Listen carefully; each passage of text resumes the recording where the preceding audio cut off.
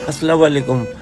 मैं अपने सारे सुनने वाले, मुझे अभी पता चला कि ये न्यूज़ आ गई है, मतलब सारी जगह आ गई है, सब जगह आ गई है, लोग परेशान हो गए।